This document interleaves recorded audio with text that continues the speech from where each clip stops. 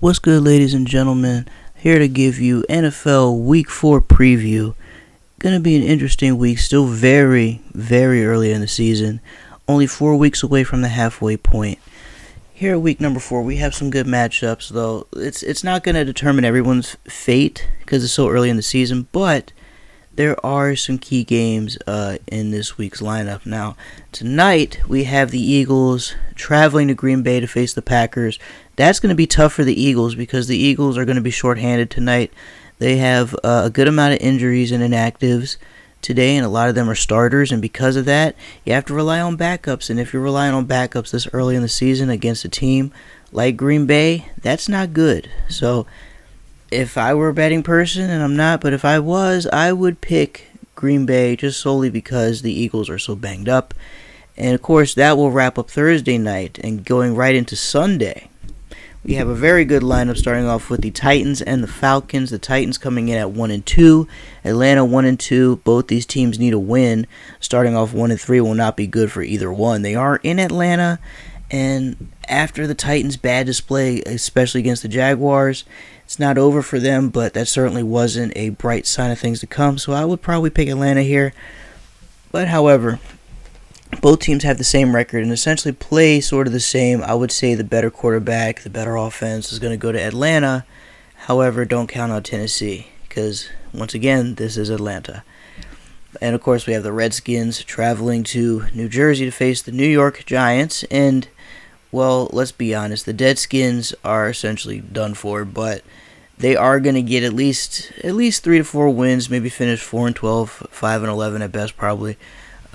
They could pull off an upset here, but this is the Giants, and the Giants now have new life in them thanks to this rookie quarterback in Daniel Jones.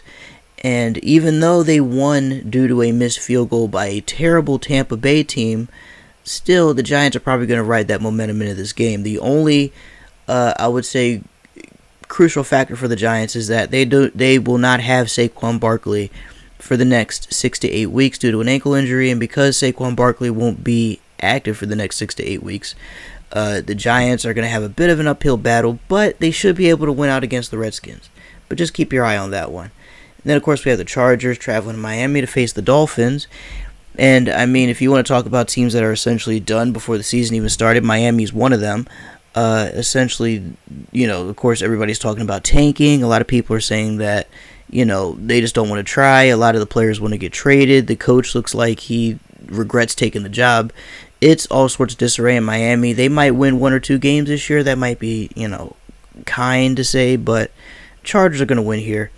And by the way, the Chargers finally had Melvin Gordon back after Melvin Gordon held out. He realized he wasn't as valuable as he thought he was, and he's going to come back without a new deal. They did not strike a deal. They're probably going to talk about it in the offseason, but Melvin Gordon is back. He's not eligible to play this week, but next week he will be back in the Chargers lineup, so that's certainly something to look out for in week number 5. And then, of course, next up we have the Oakland Raiders traveling to Indianapolis to face the Colts. The Raiders are an okay team. They are 1-2. Not the best record to have this early in the season, but they are still a team that can win some games. They showed they can at least win without Antonio Brown. They showed that week 1 when they beat the Broncos. And they are traveling to a Colts team that is trying to find its identity without Andrew Luck. They have Jacoby Brissett, who's actually off to an okay start at 2-1. So this will be quite the interesting game.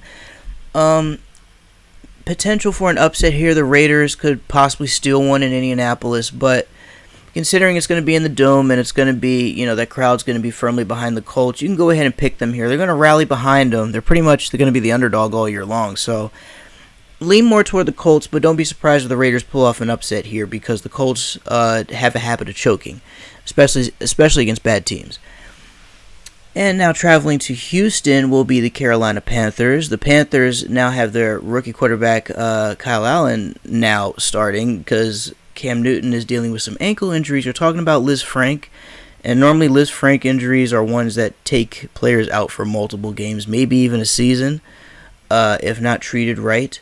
And considering Cam is trying to force his way back, he's not going to be 100% if he does come back sooner rather than later.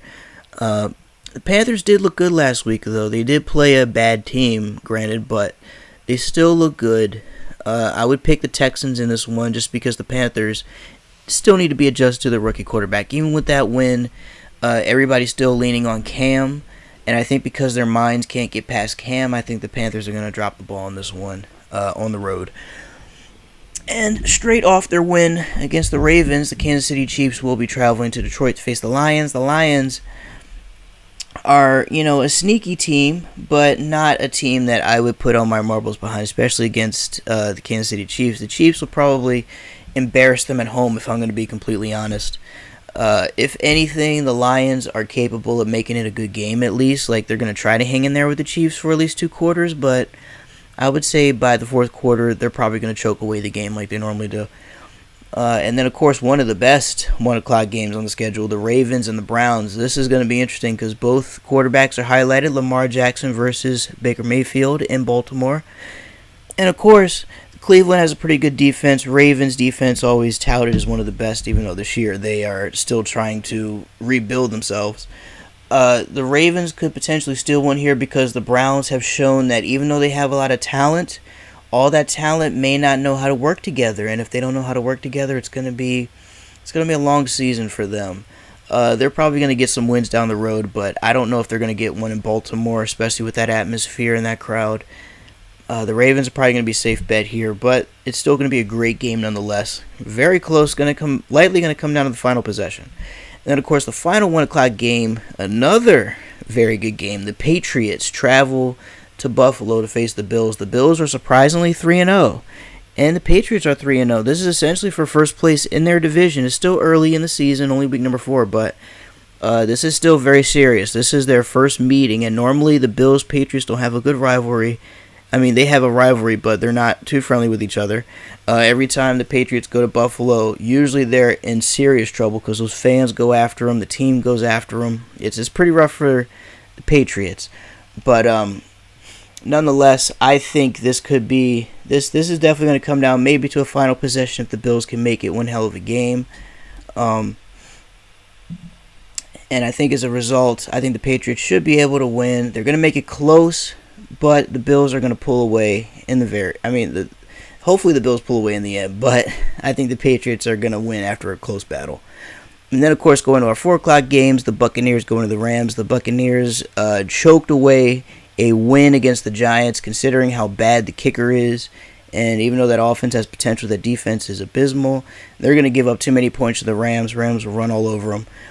Seattle traveling to Arizona. Arizona's not that good of a team, essentially rebuilding as well, trying to find its identity on offense with that run and gun sort of offense. And the Seahawks, of course, looking for a win after essentially giving away the game against the Saints last week. They're going to look for a big win here, probably going to make a statement against the Cardinals, likely kick them in the face. Certainly going to be one of the more one-sided games of the week. Vikings at Bears, that's going to be a very good 4 o'clock game, 4:30 game, I should say. I want to pick the Vikings, but this is Chicago. That atmosphere is going to be crazy. The crowd's going to be crazy. Usually the Bears do a lot better at home against division rivals, so the Bears will probably be a safe pick here, but Minnesota could potentially steal one on the road. They're going to have to do something about that quarterback situation, though, because Kirk Cousins does not look good. If all they can do is run it, sorry, but you can't win a Super Bowl just running, but we'll see.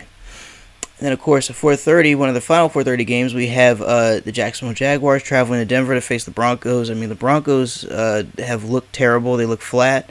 Joe Flacco's look flat. That defense has looked flat. No part of the Broncos says that they are capable of winning games or even beating opponents. So I would lean more toward the Jaguars, even though they've had a bit of a rough start. And there's the rumors about Jalen Ramsey potentially being traded. Maybe after this game. Maybe 2-3 weeks from now, never know, but certainly a game to keep your eye on. I would pick the Jaguars, though. Maybe the Broncos will get some wins this year. They could steal one, and it'll be one of their 3-4 wins this year, but Jaguars shouldn't keep their eye on the ball, off the ball on this one. In the Sunday night game, Dallas Cowboys travel to New Orleans to face the Saints. Cowboys are on a really good roll right now. The Saints have Teddy Bridgewater. They don't have Drew Brees, and because of that, I'm picking the Cowboys. Cowboys are on a roll. They look good on offense. They look dominant on defense. I think they're going to go into New Orleans and take one here. No doubt about it. The Cowboys are they're looking powerful. It's crazy to say, but they're actually looking good for once. Let's see if they can keep it up, though. And of course, Monday night is a pivotal AFC matchup with the Bengals and the Steelers. Very important. Both teams are pretty bad. The Steelers do not have Ben Roethlisberger, and they look like with Mason Rudolph and with that offense, they're trying to piece things together still. The Bengals could potentially steal one in Pittsburgh, but they are in Pittsburgh, and usually the Steelers, if they're going to win, usually it's at home. On the road, they're pretty trash. I'm going to go ahead and pick the Steelers. Well, the Steelers, I don't know. This is tough because both teams are not the best this year. And the Bengals are projected to be terrible, but they could steal one, considering how the Steelers have been giving away games recently. So, if I'm going to pick an upset, it would be this one. Cincinnati over Pittsburgh, Bengals over the Steelers. My opinion, but still, going to be a very good Monday night game. And folks, I'm going to see you after week number 4. Enjoy the games this weekend, and when the games are all done, I'll be back to wrap it all up.